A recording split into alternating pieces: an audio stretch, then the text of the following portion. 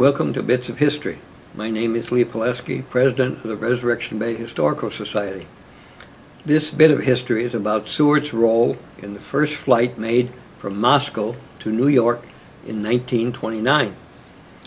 The first mention of the planned flight in Seward's newspaper, The Gateway, was on May 28, 1928, although the only Alaska stops mentioned in that article were Dutch Harbor and Sitka. A year later, on July 23, 1929, a headline in the Gateway announced, "Soviet flyers will make Seward main stop en route south." The August 8th issue of the Gateway announced, "The Soviet plane, Land of the Soviets, with a crew of 5, took off today from Moscow on a trip to New York by way of Siberia and Alaska." On the 14th, the Gateway reported that the plane had crashed in Siberia. The crash left the plane too damaged to continue the flight, but the crew was unharmed and returned to Moscow. On August 23rd, they took off in a new airplane in a second attempt to make the flight to New York. The plane was described in a September 13th article in the Gateway. The Soviet plane, Land of Soviets, is a twin-motored, all-metal plane, each German-built motor having 600 horsepower. The plane was designed by Soviet engineer A.N. Topolov, and with the exception of the motors, was built entirely in Soviet plants.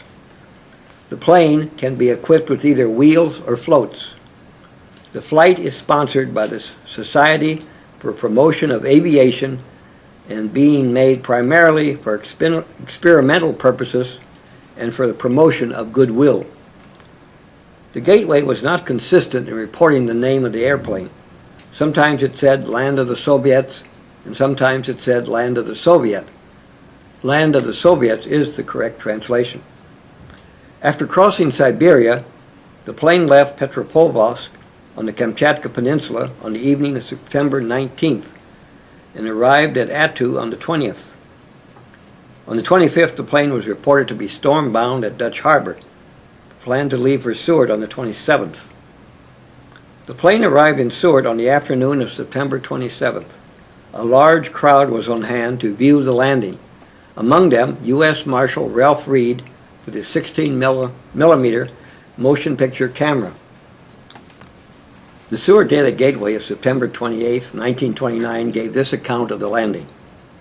Literally arriving in Seward amid a blaze of color, the Russian plane, Land of the Soviets, appeared high over the mountains yesterday afternoon at 3:42, near the entrance to Resurrection Bay, darting quietly down and into the gorgeous rainbow which had formed hours previous, circled the city once, and in a moment or two landed close to the buoy off the San Juan dock.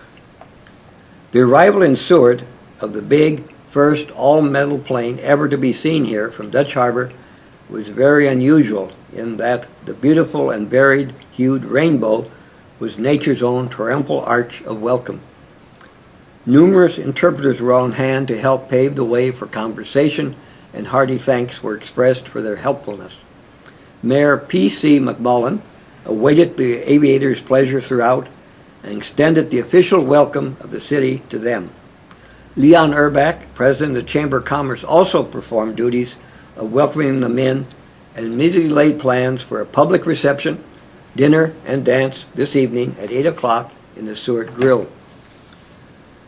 It's particularly worthy of note to mention the cooperation and energy displayed by the townsfolk from the mayor down, who pulled on ropes and stuck on the job throughout, helping to moor the monoplane.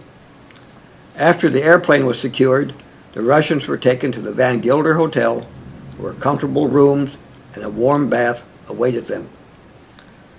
The approximate speed maintained on the flight from Dutch Harbor averaged 100 miles an hour, stated Chief Pilot S.A. Shatokov, one of the most noted of Soviet flyers, who in 1925 established a record flight between Moscow and Tokyo.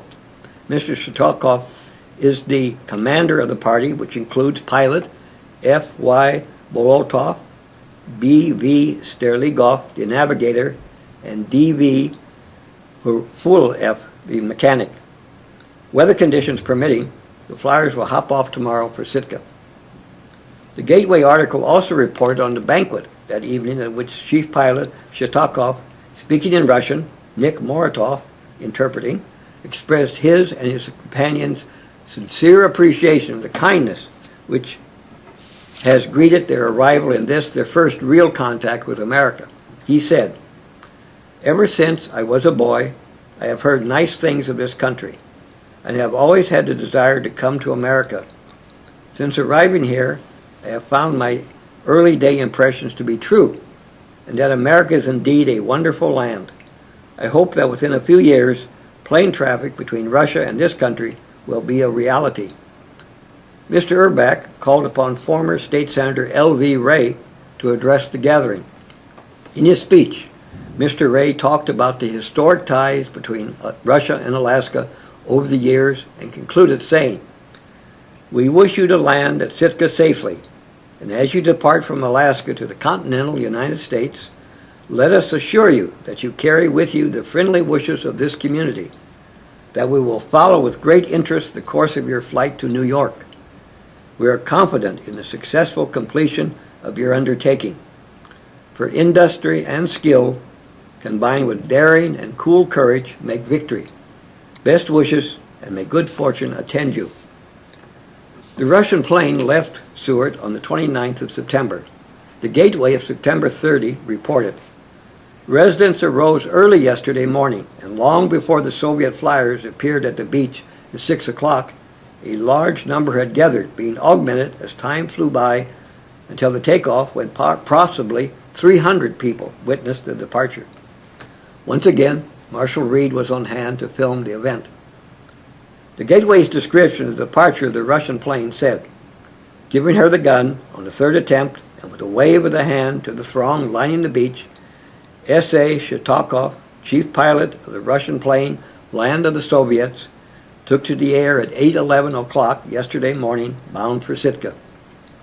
At an altitude of about 500 feet, after taking the air, the plane headed northward and swung around to face the harbor entrance.